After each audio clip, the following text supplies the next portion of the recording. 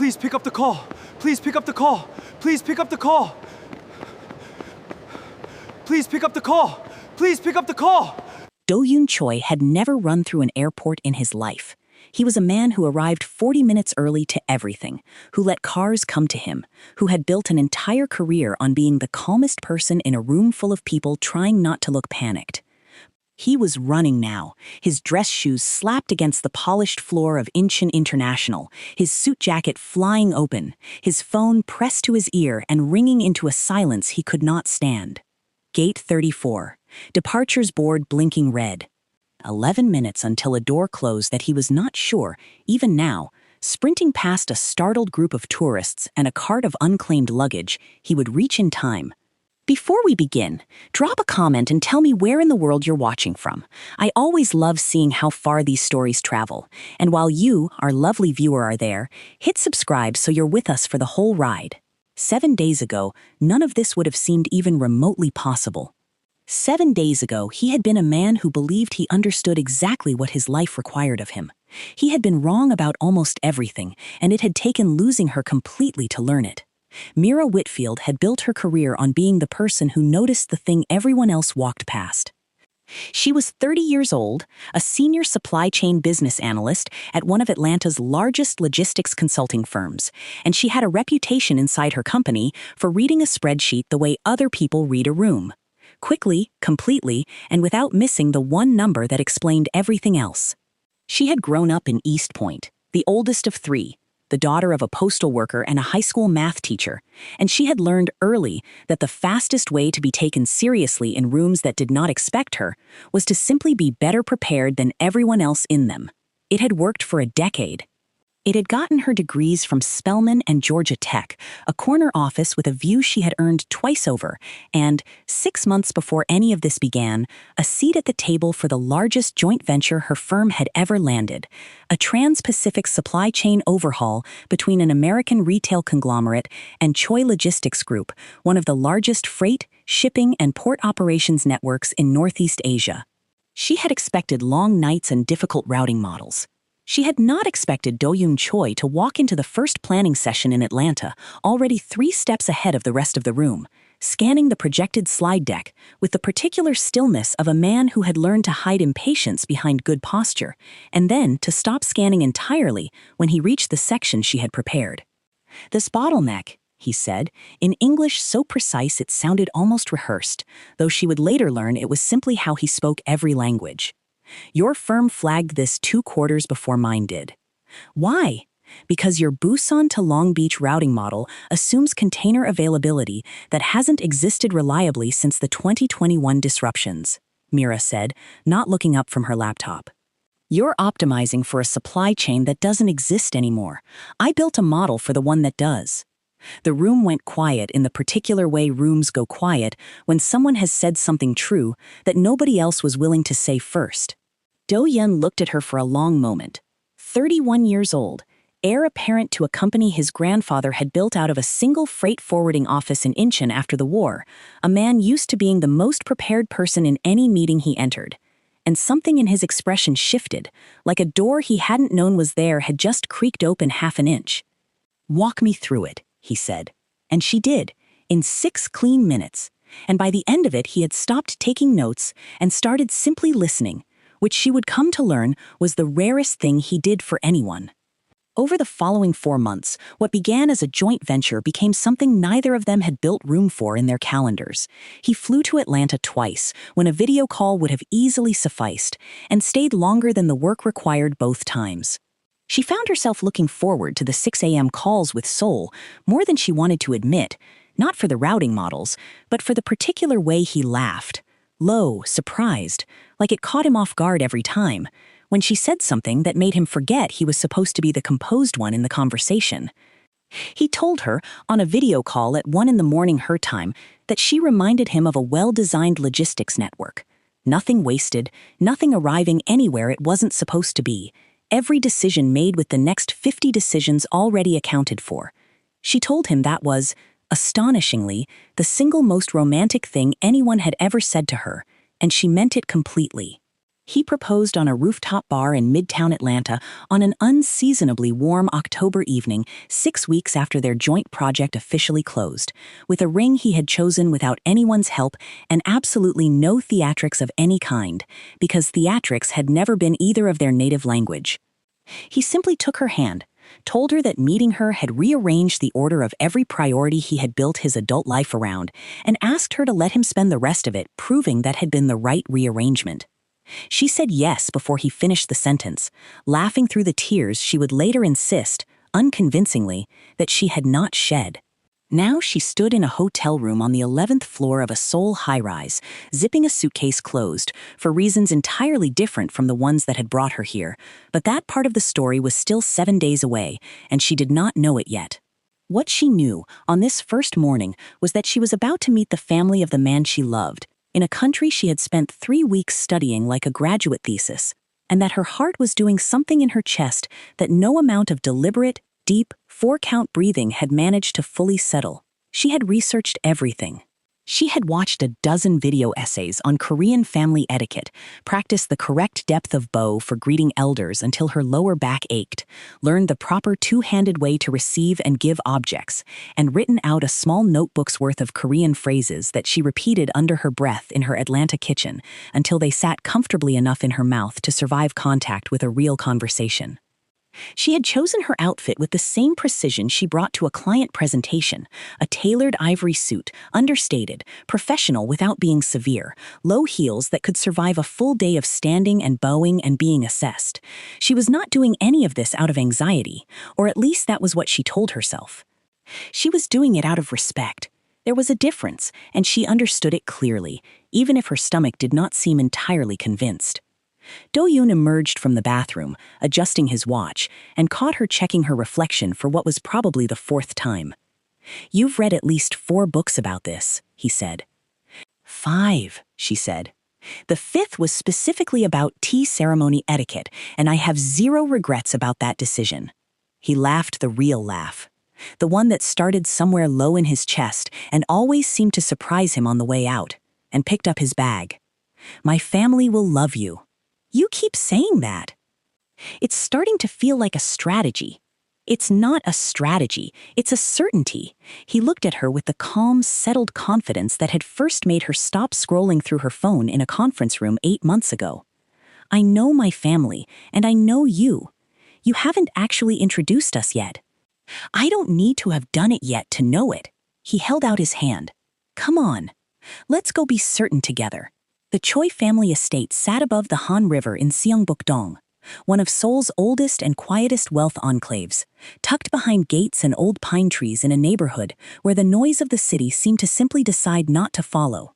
The house itself was a striking hybrid, a traditional Hanok's bones reimagined with glass and pale stone by an architect Do-yoon's grandfather had commissioned in the 1970s, its long windows angled with obvious intention to catch the river at exactly the hour the light turned gold. It was significant without being showy, the particular quiet confidence of money that had never needed to prove itself twice. When the car passed through the iron gate and the house came fully into view, Mira felt Do-yoon's hand tighten almost imperceptibly around hers on the seat. She noticed it. She said nothing about it. She simply pressed back, once, gently, and let that be the whole conversation. The front door opened before they'd reached the steps. Do-yoon's younger sister, Yeonwoo, came out first, 22. All restless motion and unfiltered curiosity, with the same sharp, dark, assessing eyes as her brother, and none of his practiced restraint about using them. She threw her arms around Do-yoon in a brief, fierce hug, then turned her full attention on Mira with the frank thoroughness of someone who had clearly been waiting weeks to form her own opinion. "So you're the one," she said, in careful, deliberately practiced English. "I'm the one," Mira said simply. Yeonwoo's face split into a wide, completely unguarded grin. "I like your shoes. And your hair.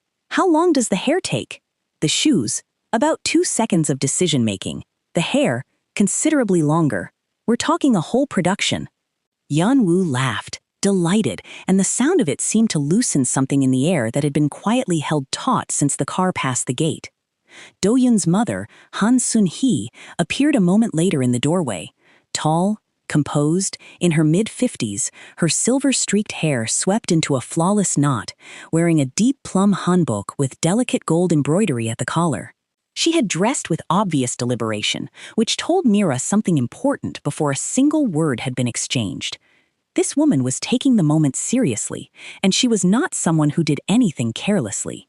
Sunhee's expression was polite and entirely unreadable, neither warm nor cold, the carefully maintained face of a woman who had not yet decided what she thought and had no intention of pretending otherwise in the meantime. "Welcome," she said in clear, measured English, inclining her head in a small, precise bow. Mira returned the bow at the exact depth she had practiced. Not so shallow it read as dismissive, not so deep it read as performance, and said, in Korean, she had rehearsed for 3 weeks in a kitchen 4,000 miles away. "Thank you for welcoming me into your home. I am sincerely honored to be here." Something shifted, briefly, in Sunhee's expression.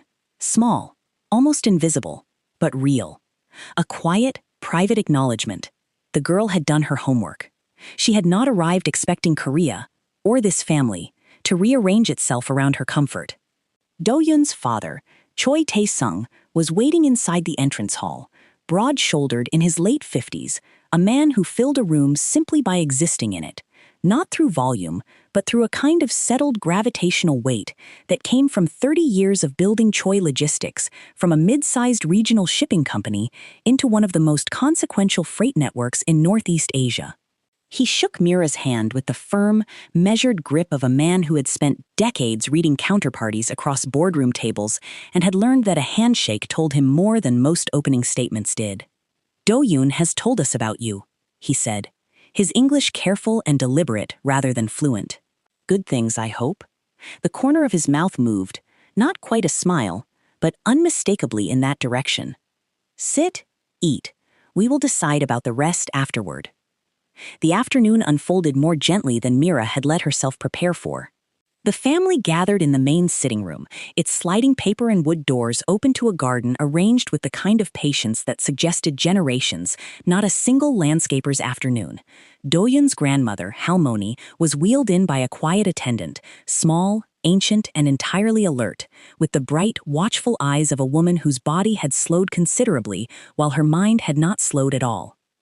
The moment she was positioned near the table and caught sight of Mira, she reached out both hands without hesitation, no introduction, no preamble, and held Mira's face between her palms the way old women sometimes do, without apology, studying her with total, unhurried attention. The room went very still. Mira did not pull back or look away. She held the old woman's gaze steadily and let herself be looked at. Halmoni spoke in Korean. "Pretty girl," Do-Yoon translated softly. She spoke again, longer this time, and his voice carried something that sounded almost like relief. "She says, this one has a strong face. She says, character is rarer than beauty and worth considerably more of an investment." Mira smiled at the old woman with real warmth. "Thank you, Halmoni. I'll try to be worth the investment." Halmoni held her hands a moment longer, those ancient eyes tracing Mira's face with the unhurried patience of someone who had lived long enough to know that honest assessments could not be rushed. Then she nodded once, decisively, and released her, apparently satisfied for the moment, and asked, through the attendant, whether there was more of the pair. The meal came in waves, dish after beautifully composed dish, and Mira ate with visible effort and genuine appreciation, wielding chopsticks she had been quietly practicing with for 3 weeks over her kitchen sink in Atlanta. She was not flawless. A piece of radish escaped her grip once and skittered half an inch across the table, and she recovered it without a flicker of embarrassment, which seemed, if anything, to impress the room more than perfect chopstick technique would have. Her effort moved around the table like a current, noticed by everyone, remarked upon by no one, which was, she was beginning to understand, exactly how this family communicated.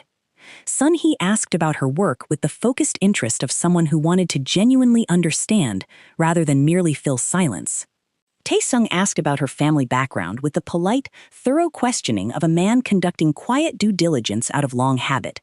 Yeonwoo asked about American music, celebrity gossip, and the exact price of Mira's shoes, with absolutely no subtlety whatsoever, and an enthusiasm that made even Sunhee's composed mouth twitch.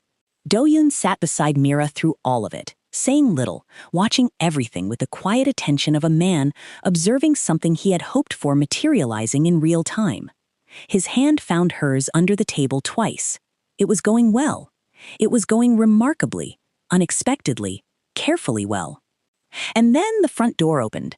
A young woman walked in, Korean, perhaps 26, with the particular elegance of someone raised from childhood to inhabit elegant spaces without ever seeming to try. Her clothes were understated, in the way that only real money can afford to be understated. Her dark hair was styled with flawless precision. She moved through the entrance of the Choi home with the natural, unthinking ease of someone who had crossed this threshold countless times and had never once had reason to question her right to do so. On her left hand was an engagement ring. Mira noticed it immediately, the way you notice something your instincts register before your conscious mind has finished catching up. A quick, involuntary focusing of attention, there and gone in a fraction of a second, but entirely real. The young woman stopped when she saw Mira at the table. Her expression didn't change dramatically. It was simply a flicker, recognition of a situation, a rapid internal recalculation, and then a composed, gracious smile that revealed absolutely nothing of what the calculation had produced. Do-yoon, she said softly, warmth of long familiarity threaded through two syllables. You're home. The room went completely silent. Mira looked at Do-yoon. He had gone very still beside her, the particular stillness of a person whose body has registered something his mind had been hoping, right up until this exact moment, to avoid. Mira, he said carefully, and his voice was steady but clearly cost him something to keep that way. This is Han Yoo-jin. He did not explain further, not immediately. He did not need to. Mira was a woman who made a career of noticing what other people missed, and she noticed all of it in about 4 seconds. The ring on Yoo-jin's hand, the way Sunhee's face had shifted from carefully neutral to carefully controlled. A meaningful difference. The way Tae-sung had suddenly found the surface of the table fascinating. The way Yeonwoo was staring at her brother with an expression of pure, barely contained alarm. She understood the shape of the situation before another word was spoken. It's very nice to meet you, Mira said to Yoo-jin.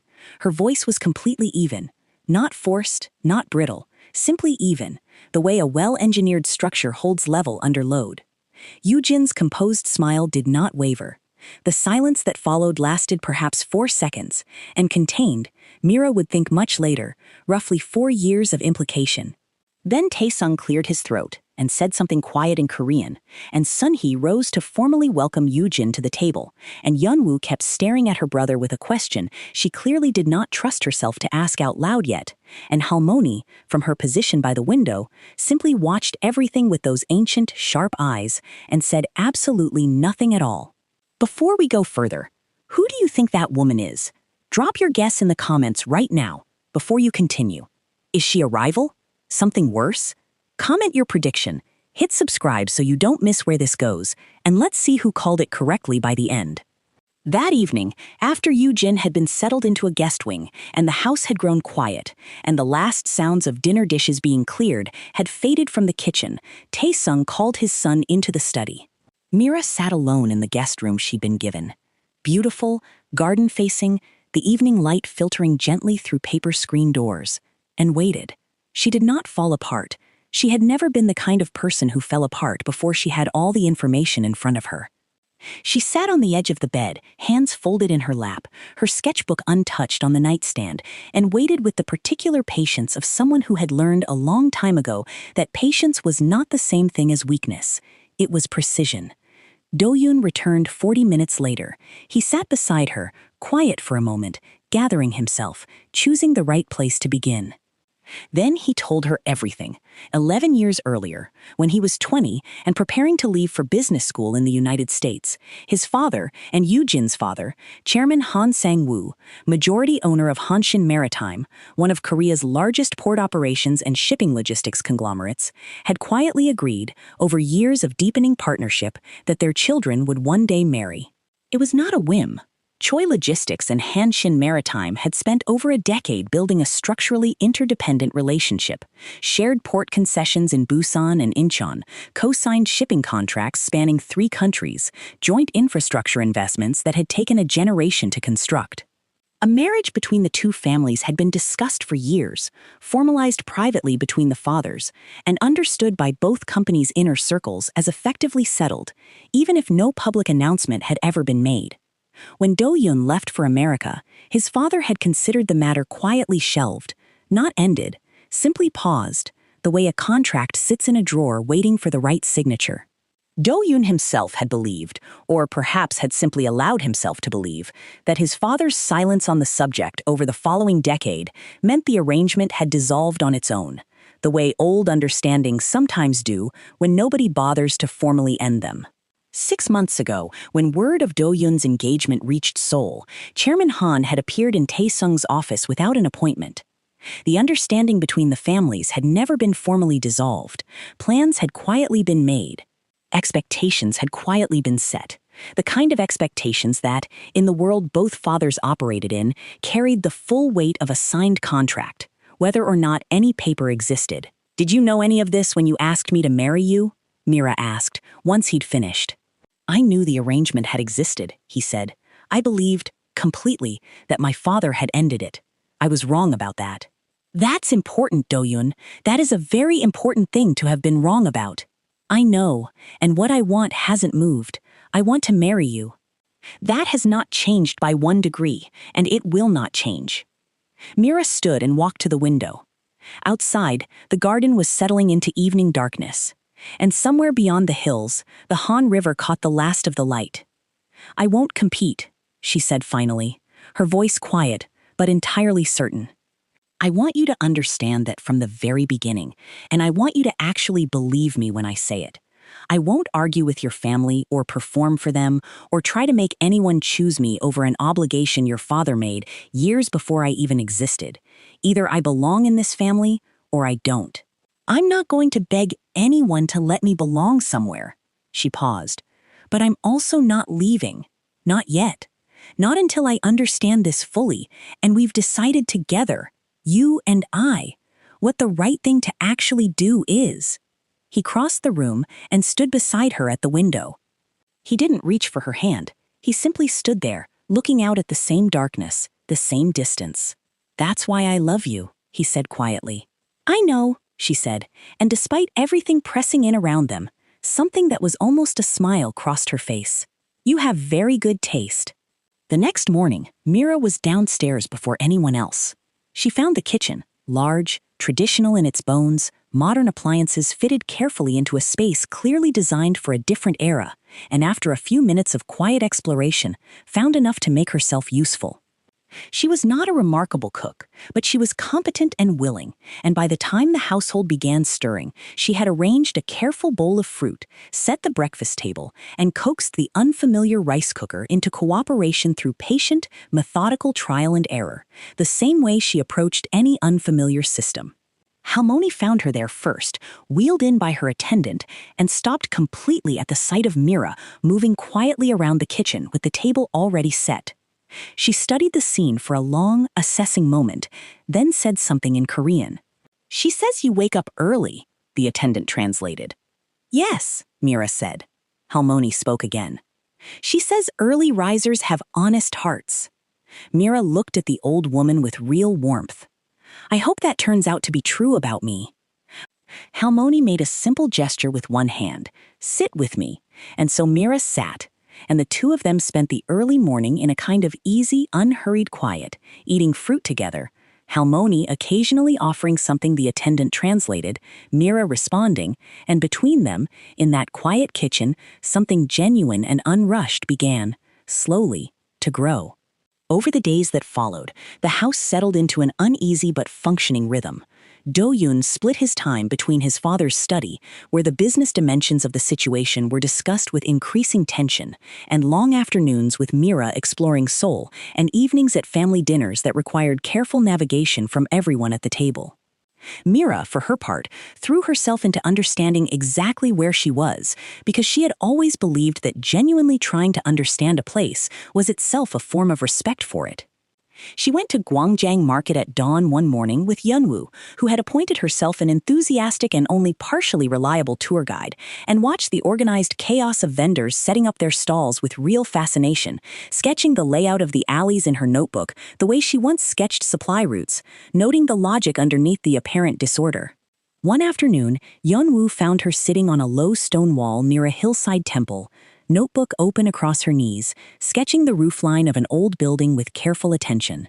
Yeonwoo sat beside her without asking, looked over her shoulder at the drawing, and said, with genuine surprise, "That's really good." "I've been doing it since I was a kid," Mira said. "My father used to bring home discarded blueprints from the post office renovation projects, and I'd trace the floor plans for fun. Guess it stuck." Yeonwoo turned the notebook's pages slowly, looking at drawing after drawing of everything Mira had observed since arriving. "You drew our house before anyone else was even awake," Yeonwoo said quietly.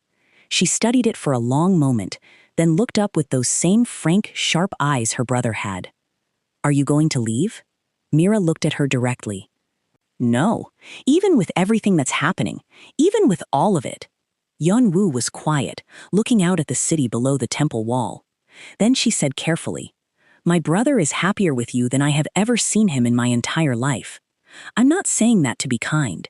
I'm saying it because it's the most obvious thing about him right now, and I think somebody in this family should actually say it out loud instead of just noticing it and moving on." She paused. "And Yoo Jin, she's a genuinely good person. I want to say that clearly, because it's true. But she and my brother have never once been in love, not even close. Everyone in this family knows it. I think Yoojin knows it more than anyone else does." This was more honesty than Mira had expected from anyone inside this house so early. She absorbed it carefully. "Does your mother know it?" she asked. Yeonwoo looked back out at the temple grounds. "My mother knows a great many things that she has decided it is not yet time to say out loud." That evening, Sun-hee found Mira in the garden just before dinner, sitting on the stone bench with her notebook open, sketching the last of the afternoon light across the garden. Sun-hee stood at the garden entrance for a moment before approaching, a hesitation, brief, barely perceptible, that told Mira more than any announcement could have. This woman had come deliberately. She had chosen to come, had perhaps stood at that entrance gathering herself before she moved. Sun-hee sat beside her on the bench. Neither of them spoke for a while. The garden settled around them, birdsong somewhere in the trees, the faint, distant sound of the city beyond the walls. "Show me what you draw," Sun-hee said finally. Mira opened the notebook and handed it across without explanation or commentary. Sun-hee turned the pages slowly. She stopped at a drawing of the main hall, the traditional wooden beams Mira had captured with careful precision, the exact angle of afternoon light through the paper screen doors, the particular upward curve of the roofline at each corner. "You see our home," Sun-hee said. It was not quite a question. "It's extraordinary," Mira said honestly. "The way it sits on this hill, the way someone positioned it to catch that exact view of the river between the ridges. Someone loved this house when they designed it. You can feel deliberate love in a structure. It leaves a trace, if you know how to look for it." Sun-hee was quiet for a moment. "My husband's grandfather built it," she said finally. "He spent nearly 2 years on the design alone. He wanted the main hall to face the water at precisely the right angle, so the first morning light would always come directly through it." "It does," Mira said. "I noticed on the very first morning." Another silence followed, more comfortable now than the earlier ones had been. "You are not what I expected," Sun-hee said finally. "What did you expect?" Mira asked, not defensively, genuinely wanting to know. Sun-hee considered the question with the honest precision of a woman who did not give careless answers. "Someone who would be difficult to accommodate. Someone who would demand that we all adjust ourselves to her. Someone who would not understand, or would not care to understand, what she was walking into." "I understand more than you might think," Mira said quietly. "I understand this family has a history that runs deep, and obligations that are entirely real. I understand what your husband promised Chairman Han is not a small thing. A man like your husband doesn't make promises casually. which means breaking one costs him something genuine, something that isn't measured only in dollars. I'm not going to pretend any of that is simple, because it isn't, she paused. But I also understand that your son is the kind of man who builds things with real care and loves people with his whole attention. That kind of person doesn't come from nowhere. He learned it somewhere. Something moved across Sun-hee's face, brief and entirely unguarded, the kind of expression that escapes through the gaps, even in the most practiced composure. Then it was gone, and she was herself again. She handed the notebook back without another word and rose to go inside for dinner. 3 days after their arrival, Chairman Han Sang-woo came to the estate for dinner. He arrived in a large black car with 2 assistants and the particular energy of a man accustomed to outcomes bending in his direction. He was broad and commanding, in his 60s, with the settled confidence of someone who had not been genuinely surprised by anything in a very long time. He greeted the household with expansive warmth, complimenting the estate, the meal already being prepared, Halmoni's continued good health, addressing her with elaborate, careful respect. He acknowledged Mira with a polite, measured nod and the professional courtesy of a man who had learned across decades of business that the most effective way to handle an obstacle was not to confront it directly, but simply to proceed as though it had already been resolved in his favor. Mira returned his courtesy with equal professionalism and revealed absolutely nothing. At dinner, the conversation moved the way formal Korean business dinners move. Careful, warm on the surface, layered with meaning underneath.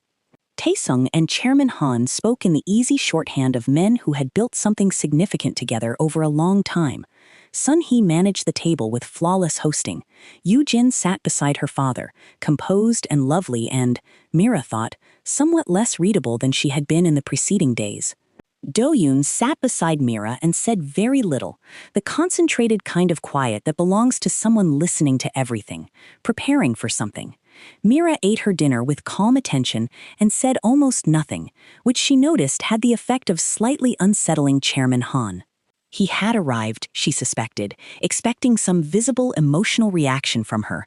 Drama, tears, demands, the messy difficulty of someone who did not understand how the world he operated in actually functioned. Instead, he found himself across the table from a woman who ate beautifully, listened with obvious intelligence, and gave him nothing at all to work with. After dinner, the men moved to Taesung's study, and the women settled in the sitting room. Yoo-jin crossed the room and sat beside Mira for the first time without the buffer of a full dinner table between them. Outside, the garden had gone dark, and the low murmur of the men's conversation drifted faintly from behind the study door. "I want you to know I did not arrange this situation, or ask for it," Yoo-jin said, in careful, precise English. "I know that," Mira said. "I've known Do-yoon since we were children. We used to argue about everything." Yoo-jin chose her next words with the care of someone selecting exactly the right tool. "We have never been what our fathers wanted us to be to each other. That feeling has simply never existed between us." Mira looked at her. "Then why are you here?" Yoo-jin was quiet for a longer moment than any of her previous pauses.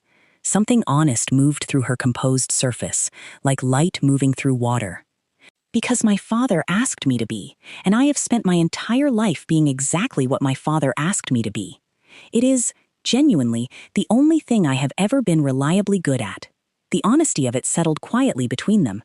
"That sounds exhausting," Mira said, meaning it without judgment, simply as an observation about what she was hearing.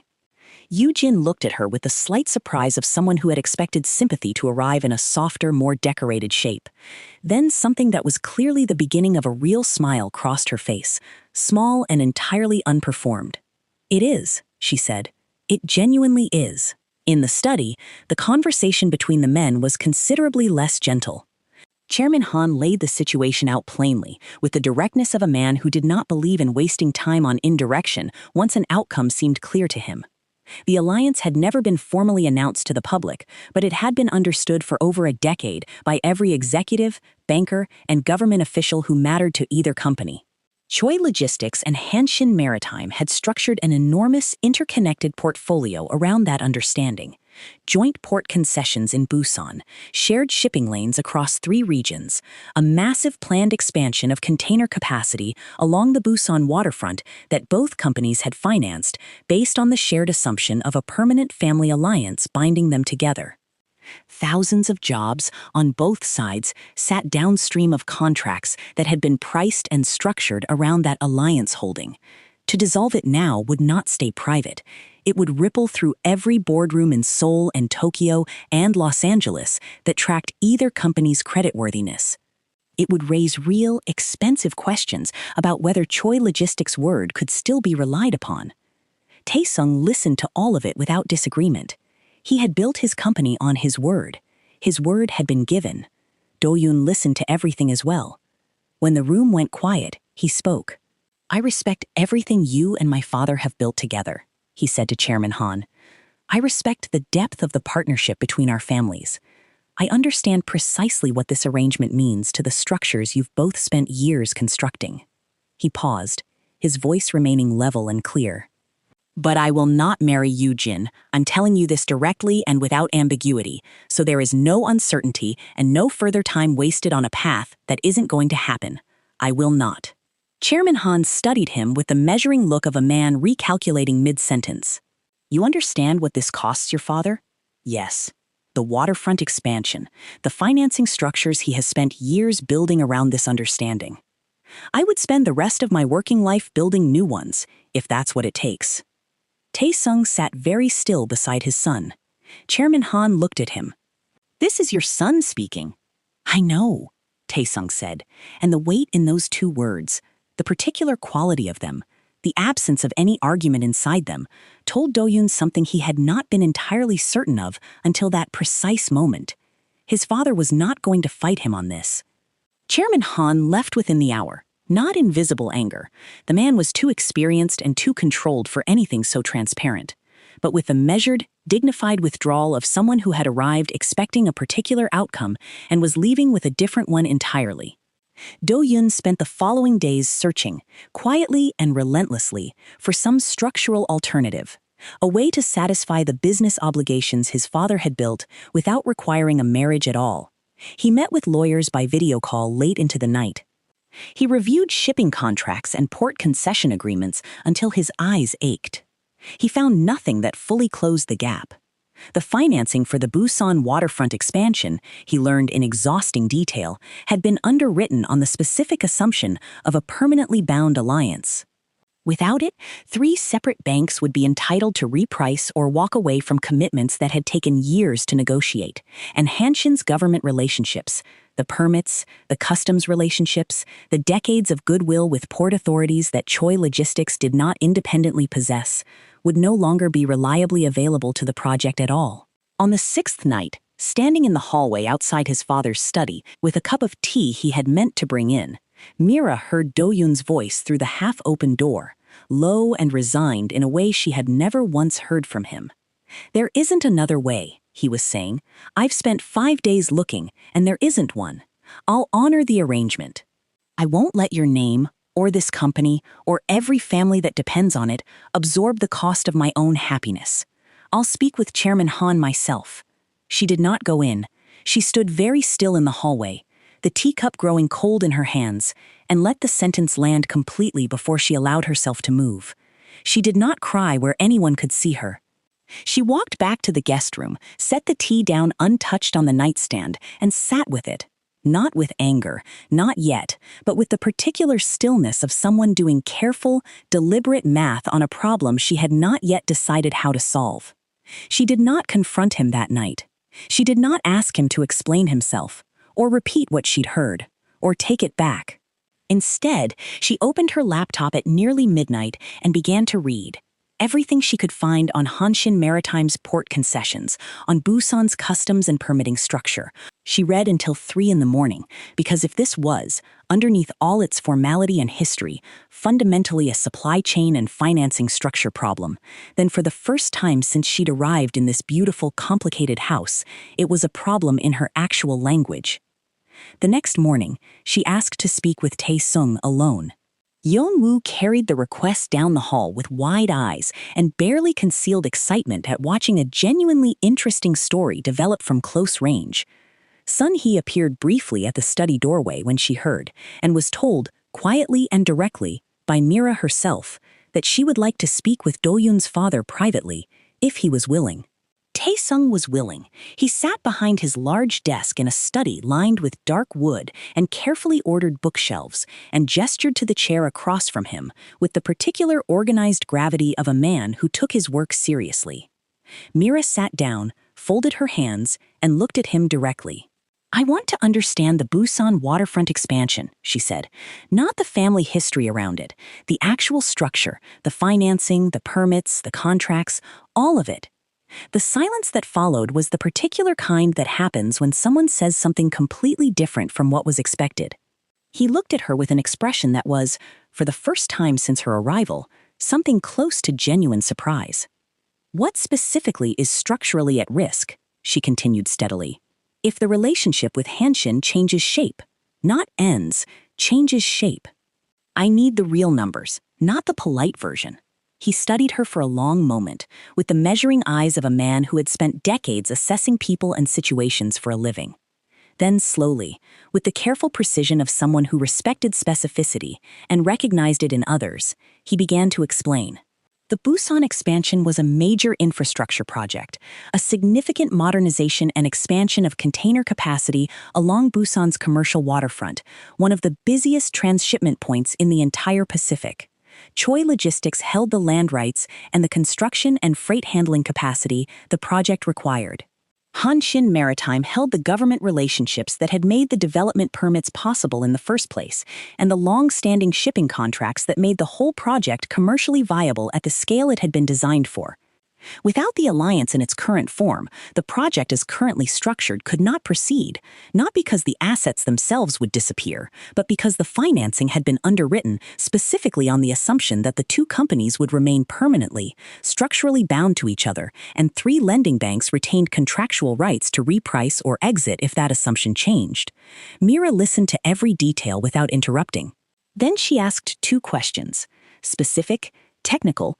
How much of Hanshin's government relationship value was actually tied to the marriage versus simply to the existing decade of joint operating history, and whether the current financing structure had ever been stress-tested against a scenario where a third capital partner, rather than a marriage, provided the guarantee the banks were actually asking for.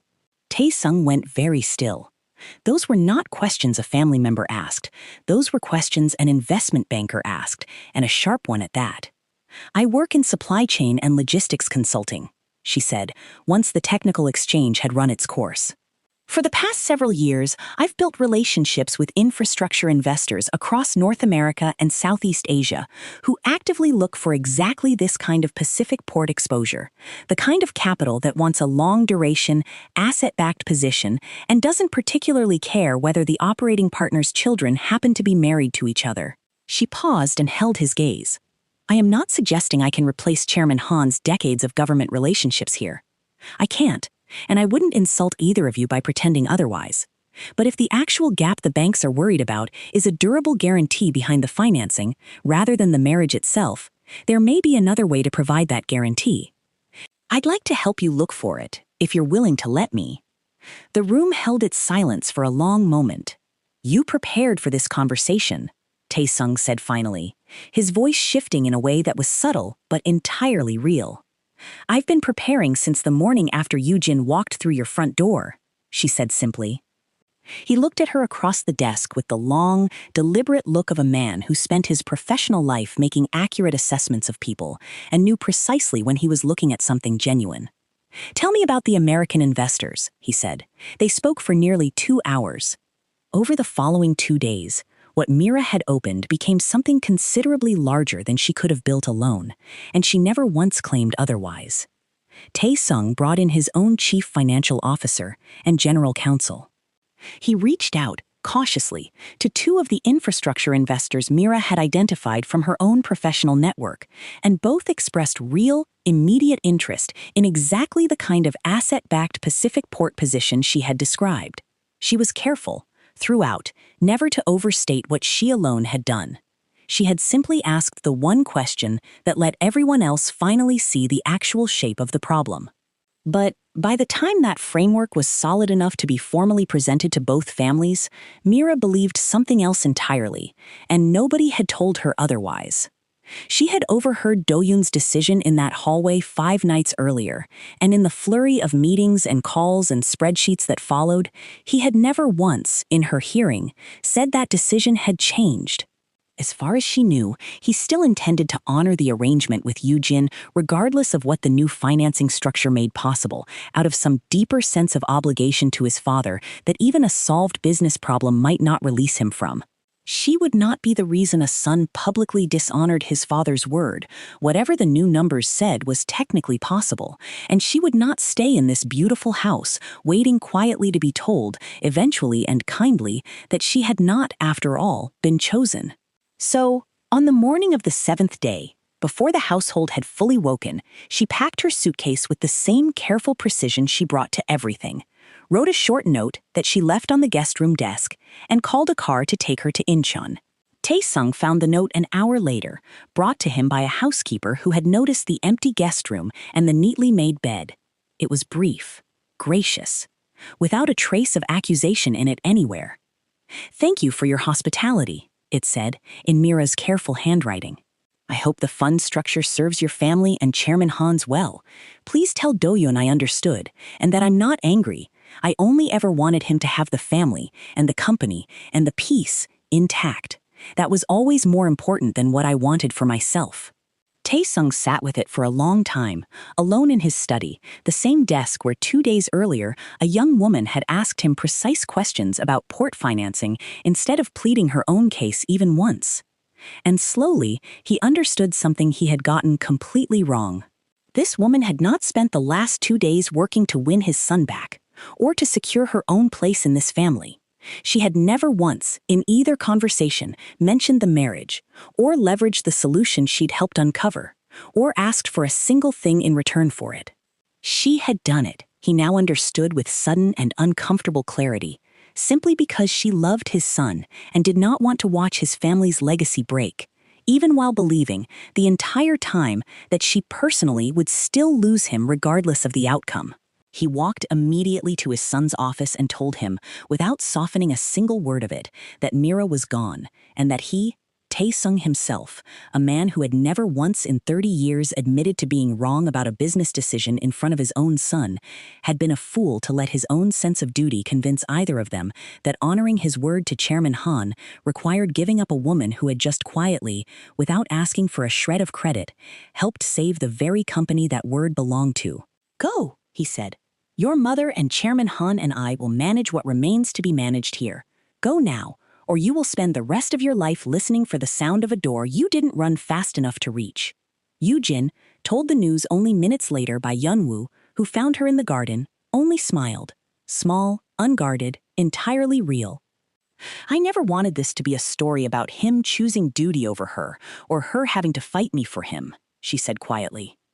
"I want to be chosen, someday, by someone who wants me specifically, and not what my father built around me."